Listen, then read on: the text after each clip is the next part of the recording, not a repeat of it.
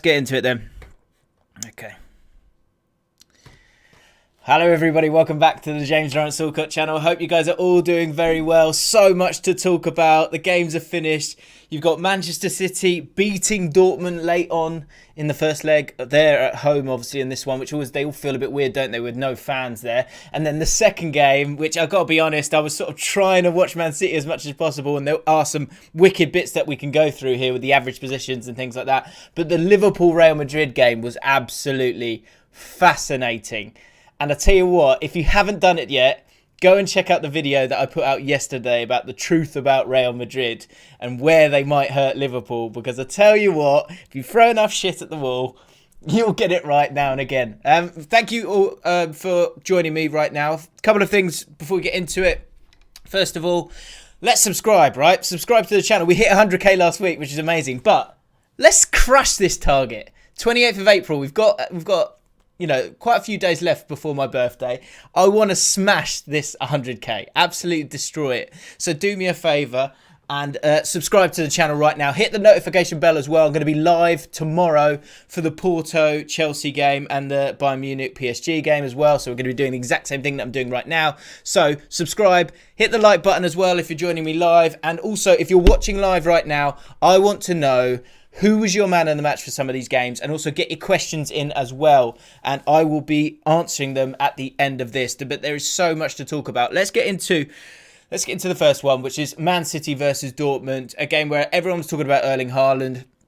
But I thought all three goals in this game kind of said a lot about it. Let's have a look at the lineups first. The guys at Who Assisted have given me these lineups, by the way. Go check them out on Twitter and Instagram. So with these two teams, the big thing for me was that Sterling wasn't playing in this game. I thought that was really interesting. Played Foden, played a false nine in this game as well. De Bruyne playing through the centre. Mahrez and Foden. He seems to really like Mahrez now. Bernardo kind of getting involved in it as well. And again, runs from deep with Gundogan as well. For Borussia Dortmund, kind of what we expected from them.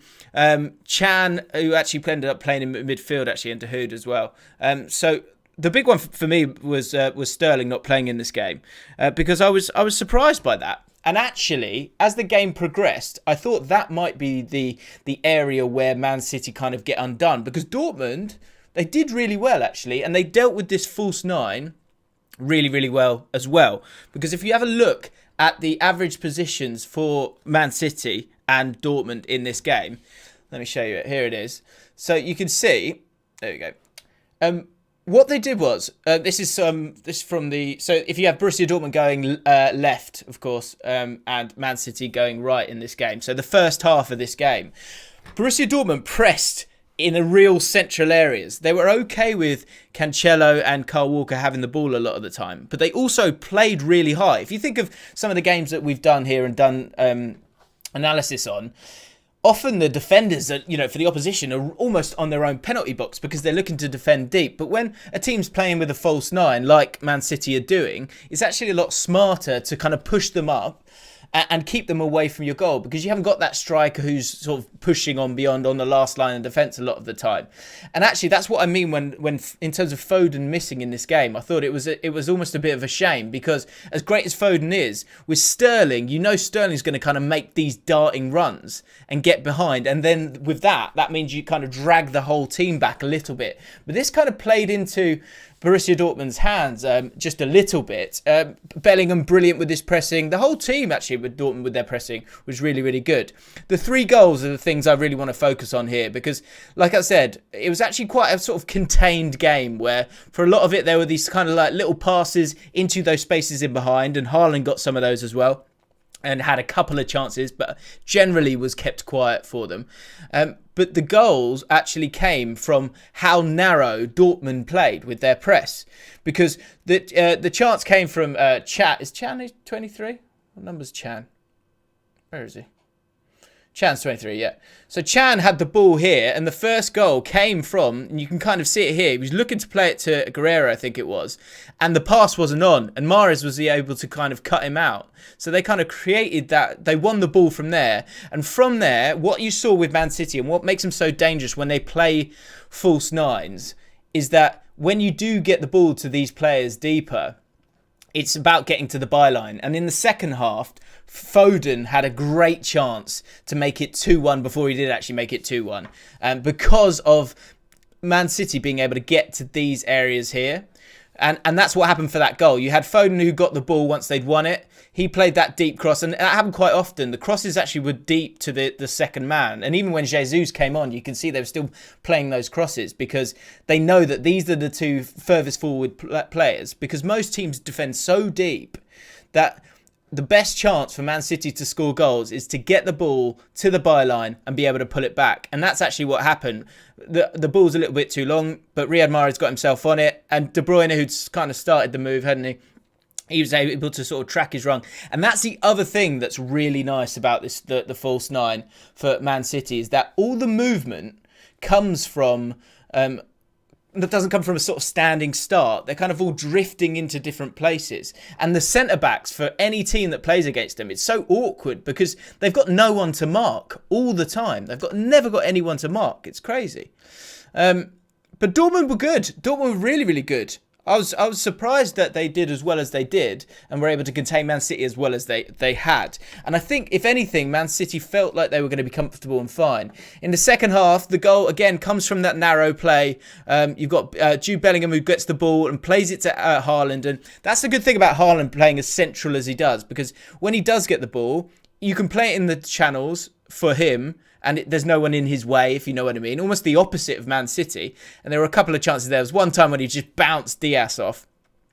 But for the goal as well, it's the opposite of that. Him and his hold-up play for once. Bellingham, who, like I say, I don't know if it was just because I was looking out for him as you know, an England fan, but he put in so much work and did brilliantly. Got the ball...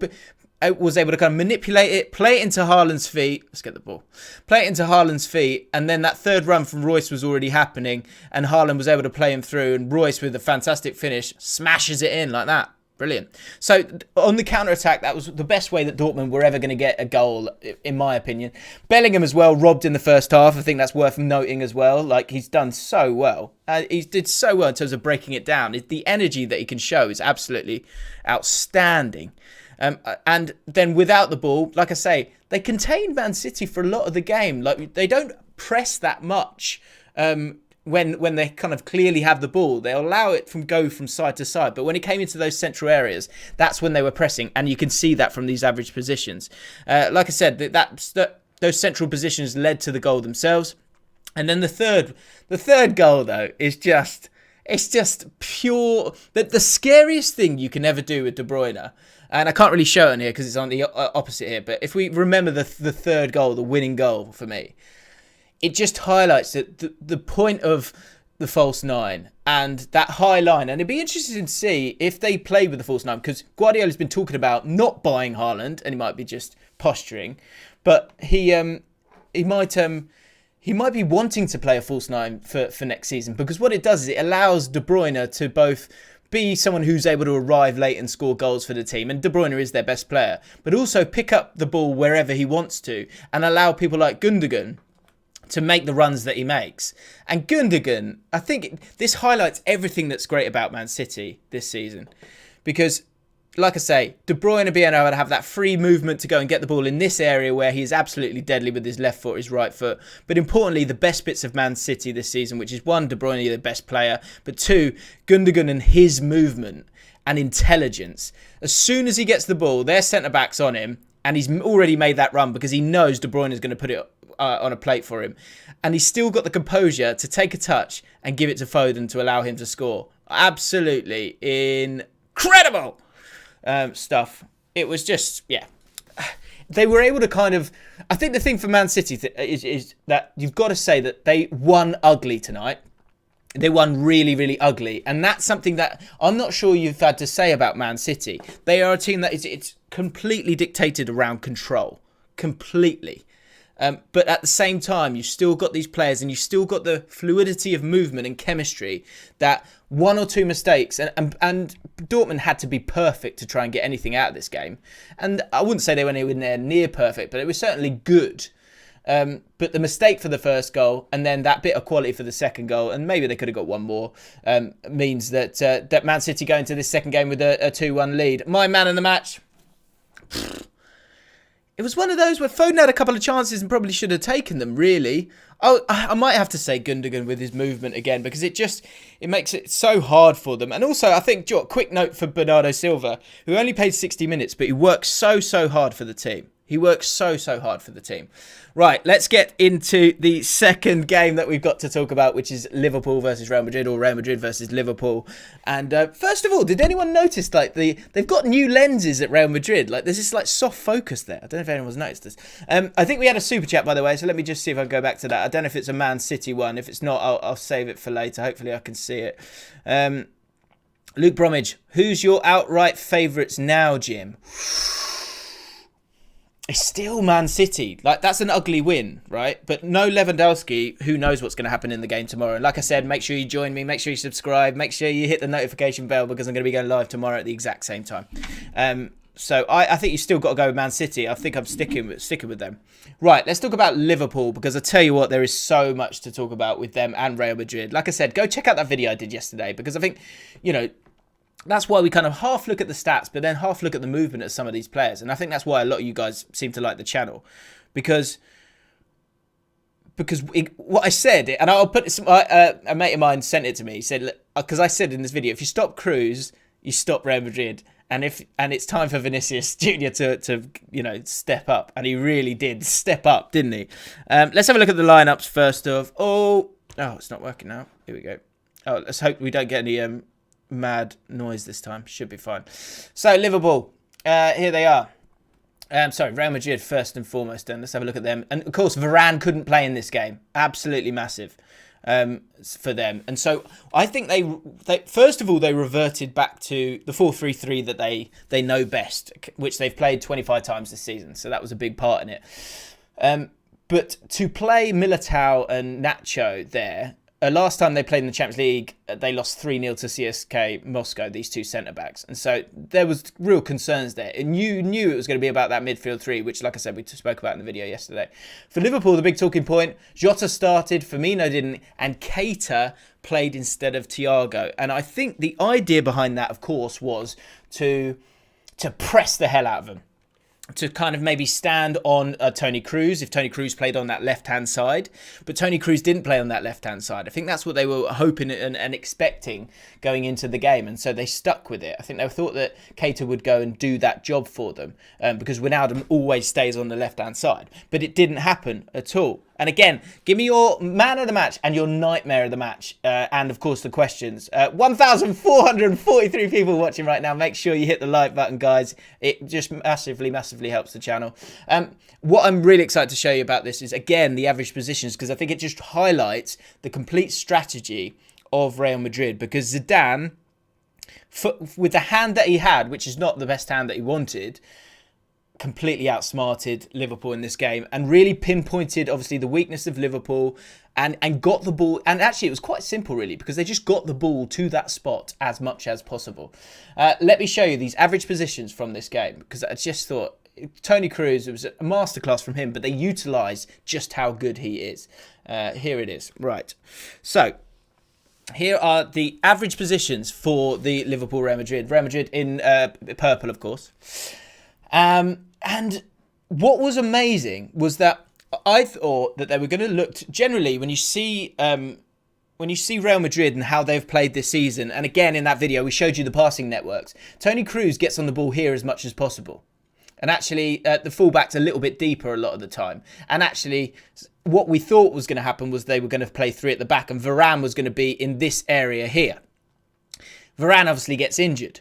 So what they did so brilliantly, which was both brave but also just highlighted, it highlighted just how experienced and calm under pressure Real Madrid were in this game to utilise all their experience. But what they did is they made the pitch wide with the two centre-backs. Look how wide these two centre-backs are in Nacho and Militao. And what's genius about this for me is the fact that, and you saw it with all the long balls that were played, and Toni Kroos, 100% accuracy from his long balls. 9 out of 9. Insane. Okay. But what they did was to kind of relieve the pressure of the press. And again, look at Liverpool in this. It showed this complete dominance of Liverpool. How many games have we done where Liverpool are far up the pitch and they're pressing really high? They weren't able to do it because Real Madrid pinned them back. And the way they did it is they had the two centre-backs, Militao and Nacho, both who can play as full-backs, almost playing as exactly that, because they stayed, when they had the ball, they stayed so wide that they could pass to each other or go back to the goalkeeper. Also, Militao played quite a few long balls as well. But more importantly, Toni Kroos stayed very central and dropped deep and picked up the ball here time and again. And once they did get the ball, the pass was always the same. They were constantly, absolutely constantly looking for this ball here. To it wasn't exactly like that, obviously. To Vinicius Jr., 9 times out of 10 it was Vinicius Jr. But actually a couple of times you also saw Benzema looking to kind of be that hold-up play on that left-hand side as well. But constantly trying to get in behind Trent. Now, what everyone's going to say is they focused on the weakness. They focused on the weakness that is Trent. That is true, but also it suited what Real Madrid would do anyway, because it was Vinicius Jr. Vinicius Jr. plays on that left-hand side. And Asensio obviously doesn't. Asensio looks to play in the pockets of space. And actually, Asensio went over to that side sometimes as well. So they were looking to focus on it. But it was the gap between the two that they were looking to stretch all the time. And just get the ball in these areas. Have the ball in this area as much as possible. And so it allowed for more space when Modric got the ball on the right-hand side. It happened for the first goal. It's one long pass from Toni Kroos. The second one... Oh, sorry, I've got this the wrong way around. Secondly, for the second one, it was the exact same. For the third one, it's the exact same thing. And Real Madrid just did an absolute job on them. And Nat Phillips, who has got a lot of plaudits, right? They targeted him and his inability to turn quickly, because that first goal in particular, at this level, you can't be getting done by one pass, really. You know, you cannot be getting done by one pass. And he did. But the thing, when I think about that one pass, that happening and them getting caught out there, that comes down to communication in my book. Because I wonder if Trent has that voice. Does he talk as much as you want? And Nat Phillips, who's someone who's, he's playing against Real Madrid. He's just concerned with himself in that moment in time.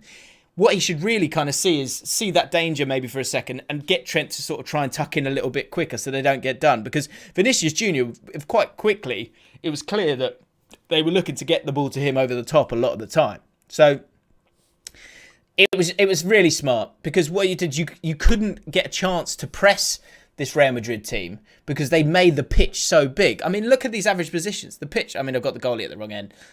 Yeah, I have. But the average positions are just... It really has stretched the game, and then players working together in little teams, and that's what Real Madrid do a lot of the time. They kind of have, you got your left side with Kroos, you have your right side with Modric, and then through the middle you've got Casemiro who can get involved, and he was able to do that as well. But there was a big gap there, and in the second half, Liverpool came back at it and did change it for the better. Thiago came on after 40 odd minutes for Keita. Keita didn't work at all. They thought Keita was going to be able to sit on Kroos. Didn't happen at all, right? And Salah, I thought, was quite narrow throughout this game. I thought he should have maybe stayed a bit wider to create a bit more space for Jota. But the bottom line of it all is that Liverpool were sketchy, sloppy, and just really, really poor in possession. Really poor in possession. And I think part of that changed in the sort of start of the second half, because they brought on Thiago, and it did make a difference. I can't remember, what number is Thiago? 6? Let's say he's 6. I'm not sure if he is. But this is Thiago. In the second half, what they were able to do for that first 10 or so minutes was play a bit more of a double pivot, but at least Thiago sort of getting on the ball, moving it quickly, instead of Keita sort of staying out the way like he often does. And they were able to kind of move Real Madrid about a little bit. And Wijnaldum, instead of staying on this left-hand side where he was getting no sniff at all, he actually came a lot more central. And then all of a sudden, they kind of utilised the space themselves. Real Madrid kind of forgot about that central area, really. And they do that. That's how Real Madrid play. They play down the sides. And they did so. They focused on that left-hand side. But Liverpool, for about 10 minutes in that second half, got the goal, which was a little bit lucky. but play through that central area. And I just wonder if Firmino had started this game or Thiago had started this game, maybe it would have worked. What I think Klopp did was he backed the press. And then ultimately thought that Liverpool would be better on the ball than they were.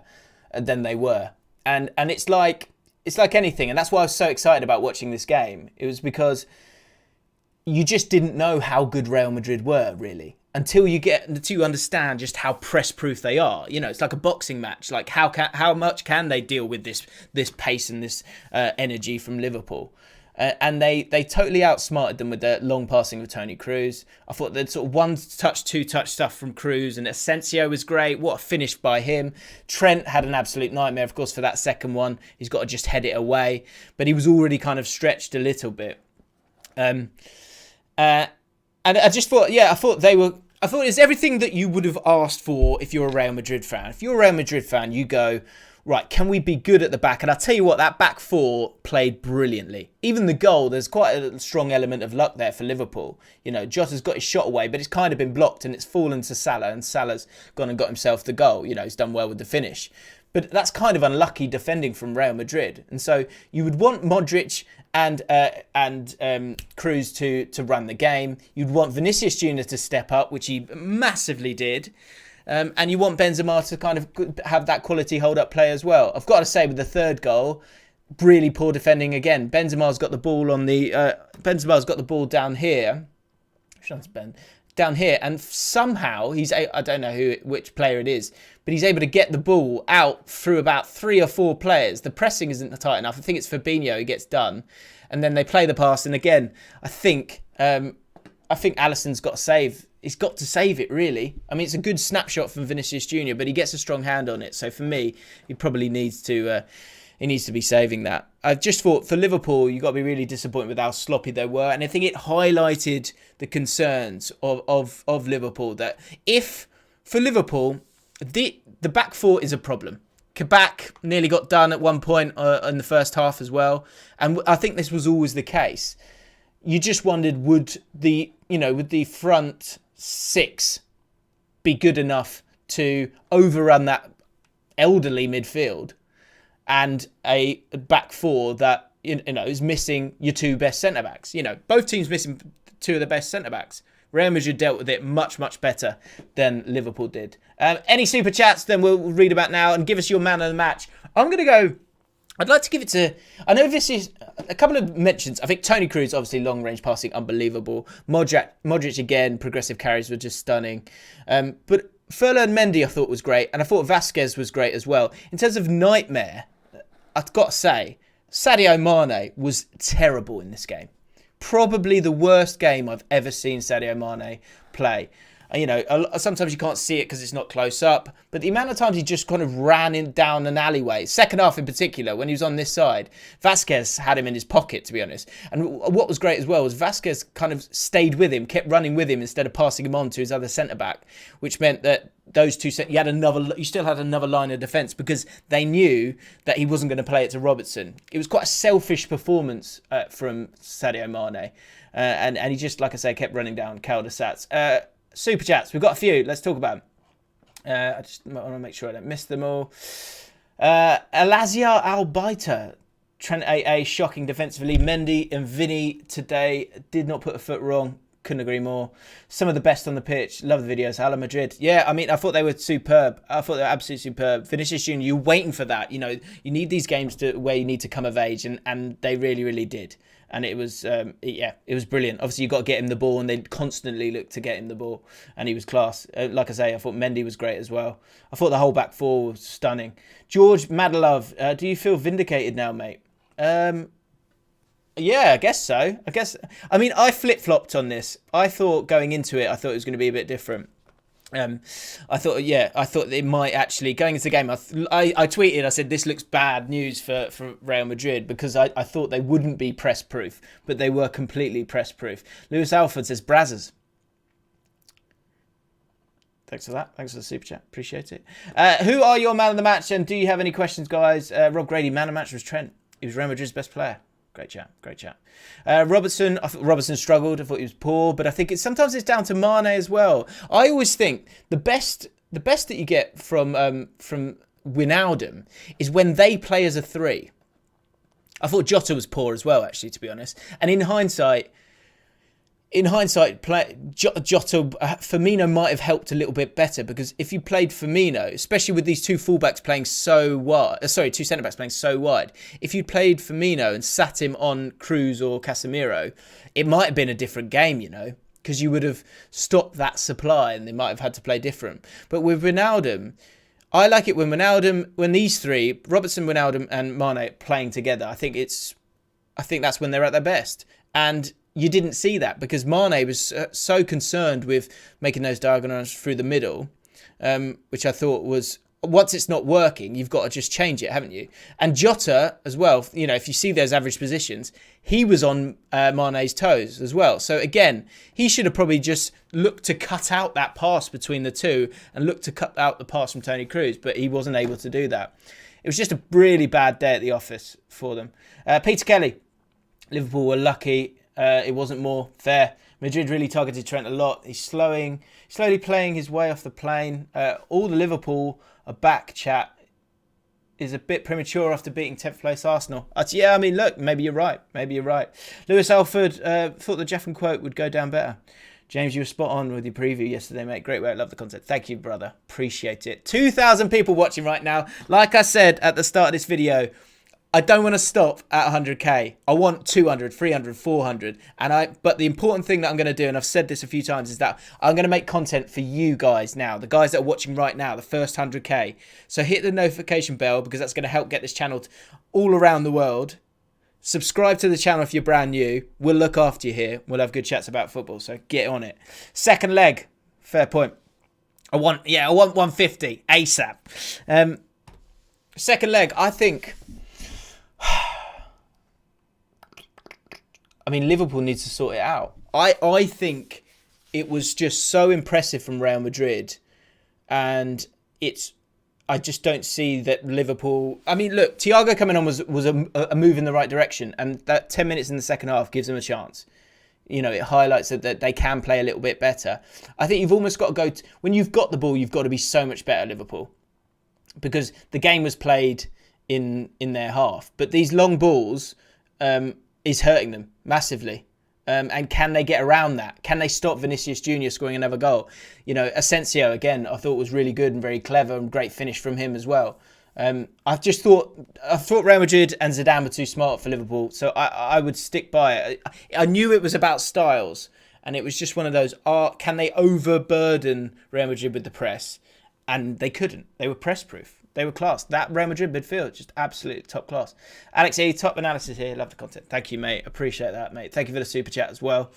Let's call it a day. Let's leave it there. I think, this is what I said at the start. I said Man City and Madrid. I still think it'll be Man City and Madrid. I think that's me being fortunate with my predictions a little bit, because I expected Liverpool to do so much better in this game, but they didn't. Yeah. So, let me know, guys, what you think in the comments below, and join me tomorrow, exact same time. We're going to go through the next two games, Porto Chelsea game, and Bayern Munich versus PSG. Belters, absolute belters. Bloody love football. That's right, Chelsea reactions tomorrow. Right, guys, like I said, 2,000 people watching. Hit the subscribe button, hit the notification bell, like the stream, and let me know your thoughts and man of the match in the comments below. I'm going to be in the comments for the next half an hour, something like that, chatting to you guys a little bit more. So get involved. Right, guys, thank you.